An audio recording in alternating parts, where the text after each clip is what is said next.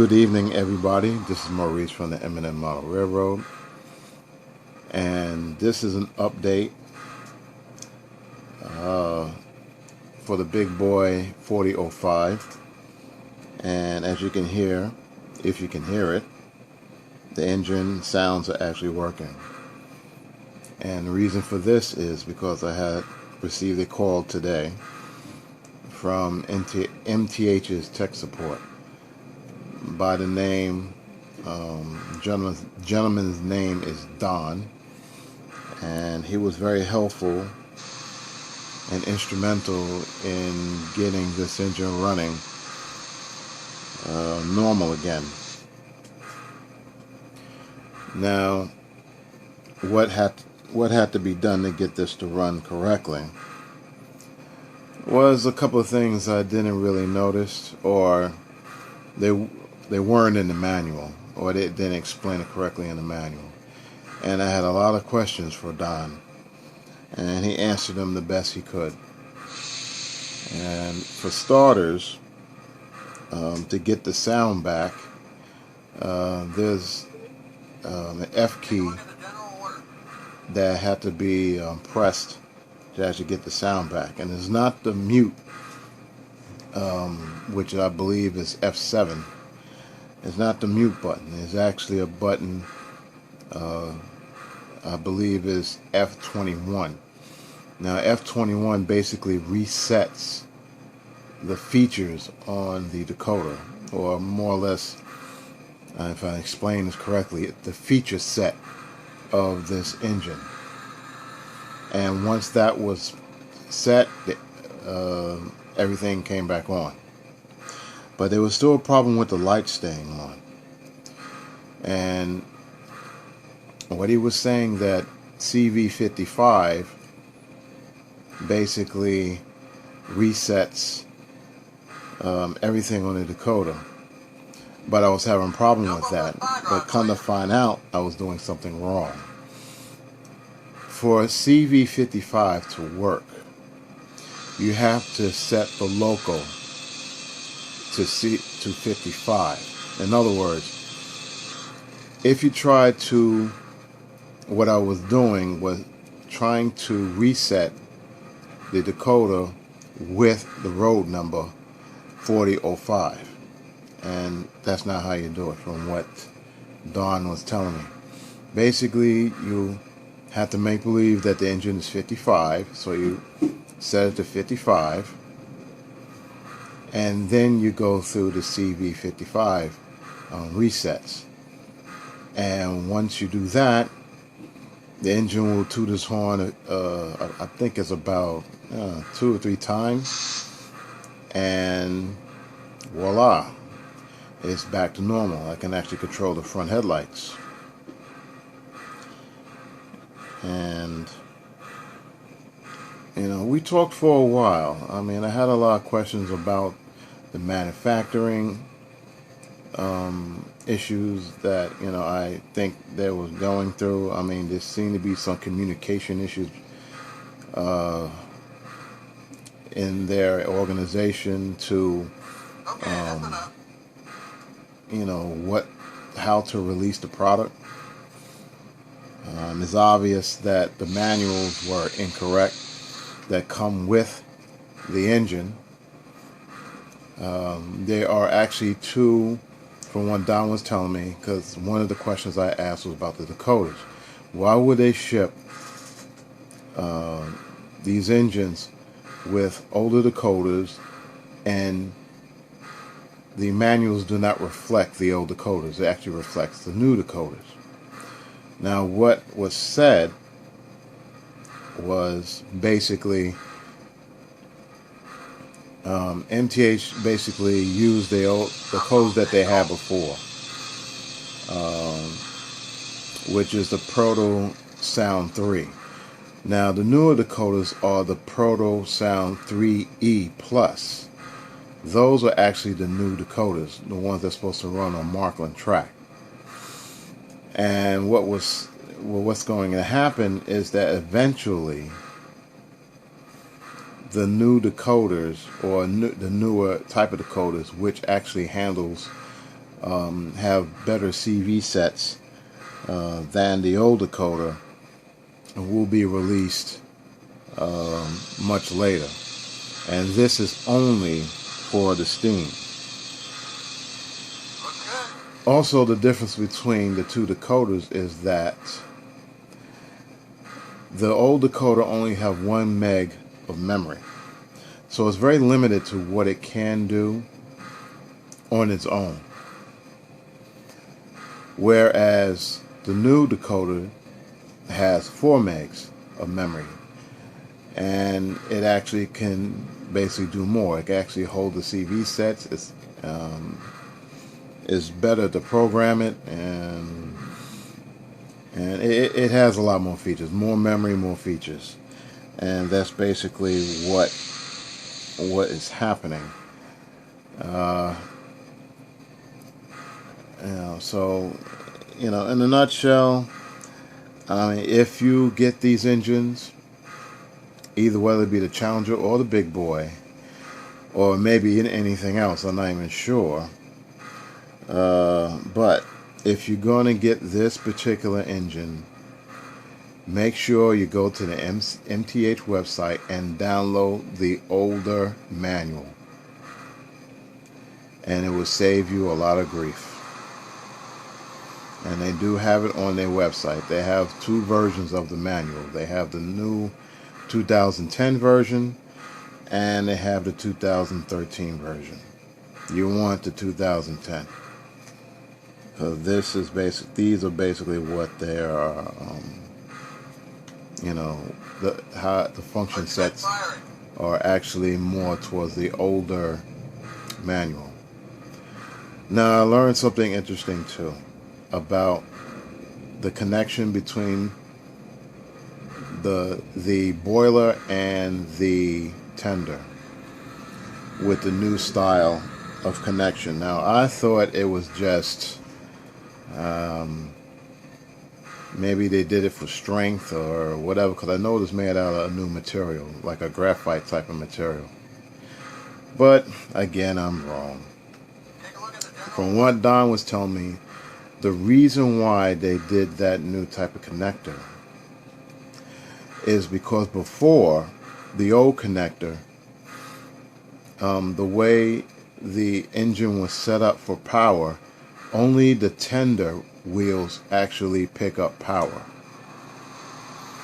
not the boiler. That's what the old setup. The new setup with the new connections is that not only that the tender wheels pick up power, but the boiler wheels pick up power as well. So it has a better contact to the track, which kind of makes sense. I mean, it seemed like the older system still worked fine. What he was saying, that the older system had capacitors in the boiler that basically saved power in the event that it runs into a dead spot, which is okay. It works fairly well, but I guess they wanted it to be more efficient, so they came up with a new connecting system, probably a new PCB board for the boiler, and now all the wheels have contact, electrical contact on the track, for the exception of the traction wheel. And that's if when you take the traction wheel off, you're going to have 2 more wheels extra for contact. But other than that, I mean, she's actually factory right now. I haven't set the what I want to say. I haven't set the road number yet, so it's on 3 right now.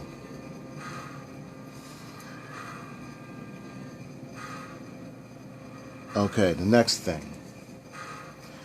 Still having a problem with slight shuddering at speed, because I was telling him, I said anything around 3 miles per hour, it doesn't run smoothly, and it doesn't run smoothly in forward.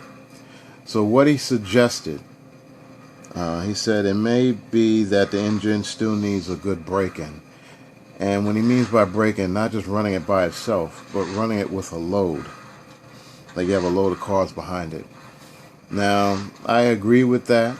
The only problem is I do not have the space to do so. I mean, I can basically rig a board, and I got some Bachman track and slap that together and run this for a while, but I still don't have like a real heavy load. So I think what I'm going to do in the future is buy some, cheap old either Bachman or Athen cars, put some Katy couplers on it, or actually open the box cars up and put some weights in it, and probably get maybe 3 or 4 box cars and maybe put a pound of lead in them each to simulate a heavy load, and actually run this for maybe a few hours straight. He was saying it might be binding in the drivetrain with the drive axles for the engine are not correct tolerances due to manufacturing processes, and plus, their quality control I think it kind of skipped quality control, and it didn't quite, the engines, that's why you're getting some of these problems.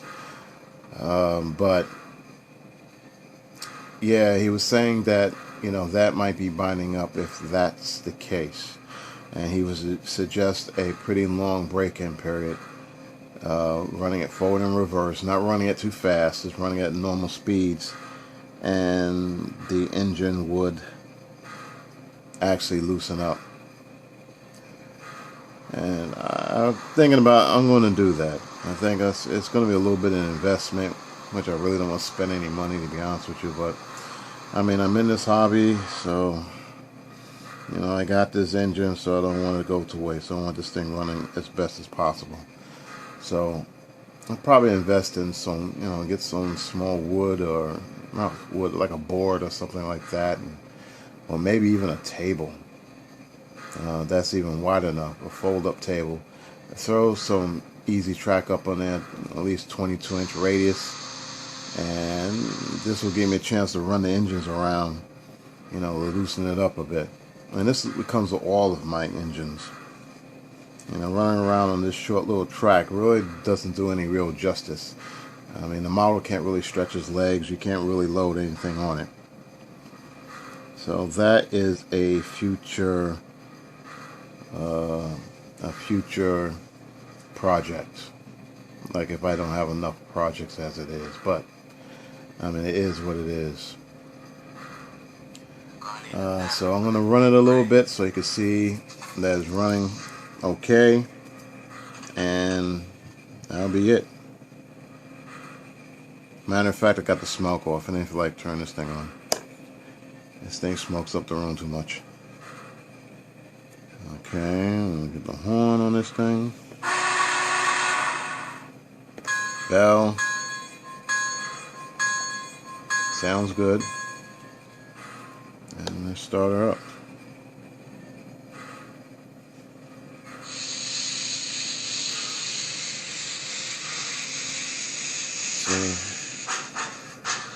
See, as you can see, it still hesitates. I'll give it a little more power, and it'll straighten itself out.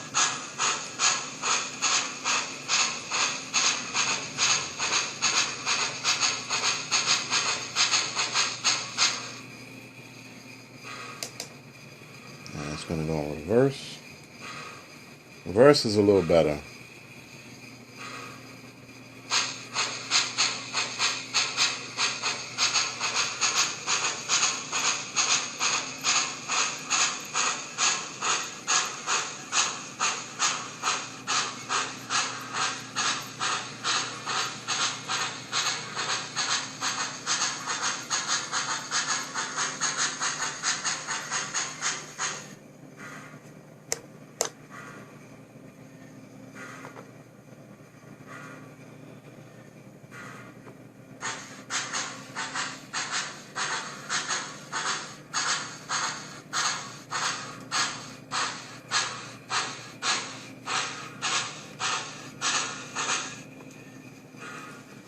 So that's it, folks.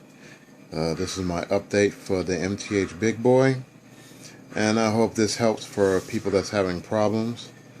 In the description, I'll leave a number for their tech support, and if you can, ask for Don. He's very helpful. Don't mean to throw any more work on him, but I mean, if you're good, I'm going to give you the work. So there you have it. So everybody, rock out and have a good evening. And thank you and goodbye.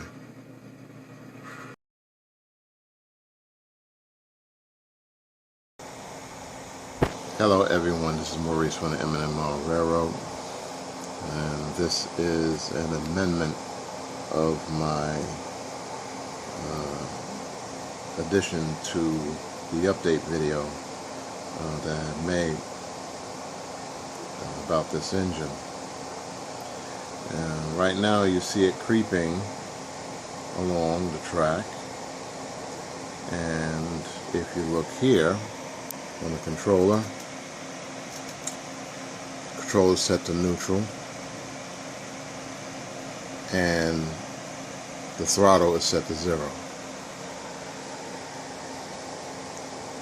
There's no sound at all. There's no lights, nothing. Cannot even control this engine when it comes to its accessories. Now, you may ask the question, what happened? And my answer to you is, I have no idea what happened. For some strange reason, I powered everything off normally, moved it over to the second track, and I was doing some videos for informing people that I'm selling some of my engines. And I was actually making a video of that. After that, I decided, let me get a nice little run of the engine one more time before I pack it up and put it away. And when I put on the track and turned the power, to my dismay, lost sound again. But I still had control of the lights and some of the sounds, like the bell once in a while and the horn. So what I did was, okay, let me do the resets again. Maybe something went a little wonky, and from what I learned from Don, and I tried again, and it wouldn't reset for crap. It'll act like it's resetting. It'll make the hoots, the two horn sounds, and for some dumbass reason, it doesn't want to work. Same problem. So, I got frustrated, and I put it on the side, and I left it. So let me work on it, try to work on it again, tomorrow, which is today. And now I put it back on the track. I get no sound at all, no control of the lights. It's like the problem gets progressively worse, and it doesn't reset, period.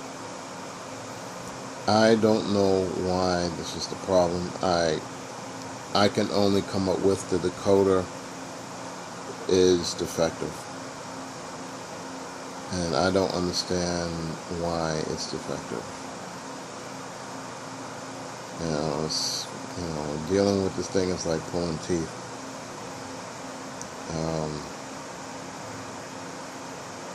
I just don't know what happened. I'm tempted to take the tender off and take a look at the decoder itself, or take it apart, more or less. Disassemble it, look at the decoder, and find out what the hell happened. I mean, just mysteriously, it just all out failed when it was working right. So I don't know, this release of this engine, it's it's a nightmare.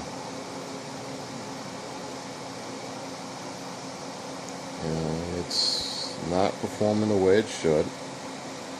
Let me go put it backwards. It will run. I mean, the engine runs fine, but throttle.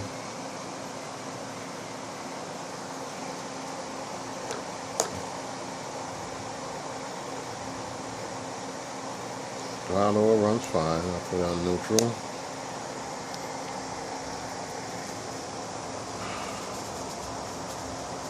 And there it goes again. And as you can see, it's on neutral. The brakes are on.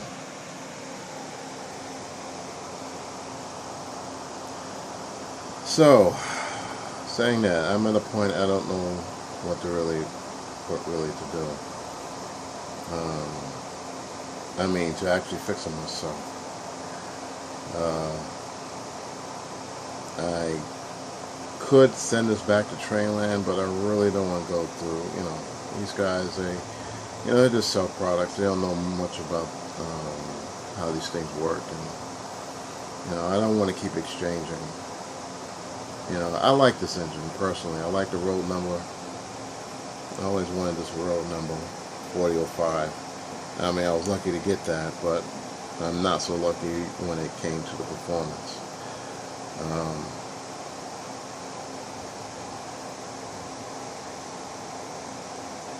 It's really not so much, too much to say, but I'm going to leave a number in the description if anyone's having similar issues. I've been talking through YouTube back and forth with Railroad Kid, and he came up with some suggestions, and I did that, and that didn't work, and I went back to what I was doing before, and nothing seems to work. It seemed like the decoder just totally went kaputs. And I don't understand why I did that. I am tempted to take that tender apart and actually have a look at the decoder to see if, I'm into electronics and computers, and that's my trade. I also have a website for actually building computers and stuff, so that's my profession. And I can see whether or not the PC board has been damaged for some, any apparent reason. But I have a feeling that that's what it is. Somehow something is influencing it that's causing us to behave the way it is. So I will get in touch with tech support again during the week, and I'm probably going to get this sent back. I hope I won't have to be waiting for months like Railroad Kid, which I really don't think is right. And if you're waiting months, that means that they have more. They're experiencing more issues, a lot more than what MTH is telling us, and that's not a good thing. And also, I want to write a letter to Mr. Jeff, if I pronounce his last name, Schrank. He's the VP of MTH's technical support, and I want to tell him that this thing is, Donnie was very instrumental in helping me get it up and running the first time, but the second time around it just completely failed. So there is some electronics issue going on. So saying that,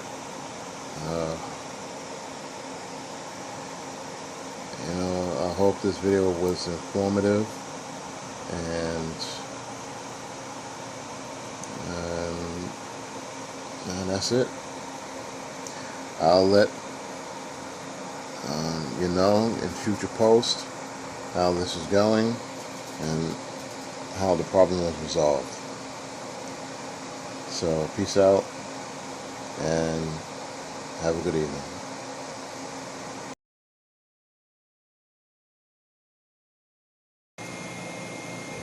Just when I thought I was about to give up, I tried something a little different, and I managed to get the engine actually running in proper form. As you can see, or as you can hear as well, the engine is running. You can hear the sounds. The lights are on. The smoke unit is actually on. I don't know if you can see it. And it's back to normal. Now, what I did differently? Well, I ditched the Digitrack ZepR controller, and I hooked up the QSI Quantum Programmer, and it started working fine. Go figure. I think the problem was with the Digitrack ZepR. I don't know what's wrong with that unit, but this engine could not behave properly. At first it did. It worked beautifully. And just out of clear blue sky, it just stopped working properly. Couldn't program the thing. Didn't have no sound. At one point, there was no sound and no lights. And as you saw in my past segment, the engine was running by itself. I mean, it was creeping along the track without any type of input. So I don't know. Maybe that Digitrack's ZepR has to be reset or something. I don't know. But I managed to program it, the engine with the road number. I kept it simple. I didn't do anything fancy. Left all the other CVs alone. It's not that many CVs in this particular model, since it has the older decoder, so it doesn't have all these CV functions, which I think that what originally messed up the decoder initially, thinking that I had the newer decoder. And I did inform Don about that, my grievance about that, and I told him that it wasn't fair, it's not right, actually, to release a product with misinformation, and we run into problems like these. But luckily for me, I don't give up. Waste a lot of time with this over the weekend, but I am happy to say that it is in working form again. So without further ado, I'll start her up. It's going to run a little shoddy at first. I'll put it in reverse. 4 scale mile per hour speed. Hit the horn.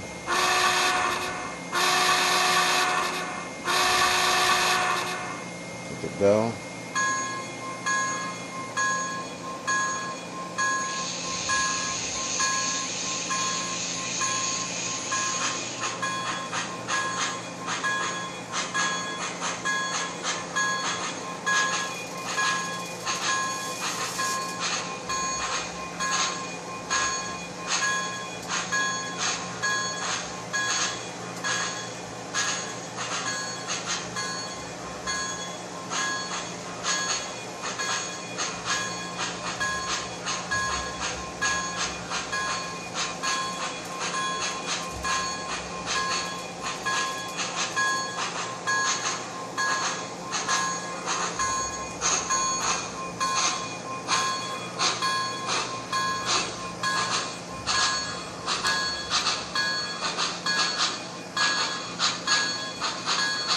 As you can see, it hesitates a bit. Again, since it had to be broken in.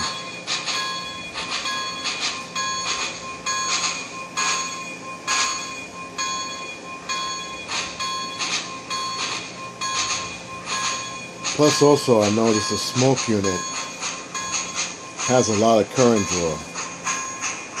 Now if I turn off the smoke unit, the engine will actually run a little smoother.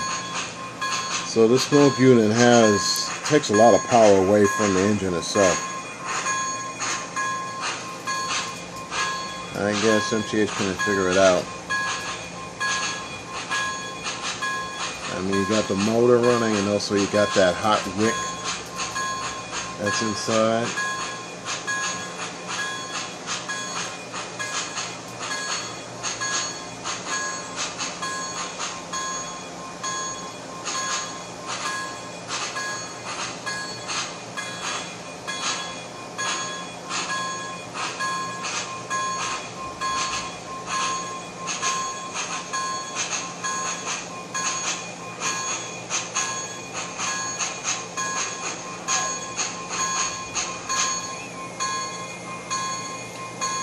Okay, that's it. Hopefully, I don't have to do another video on this anymore. Well, I'm happy. Railroad Kid, I hope you get your engine soon.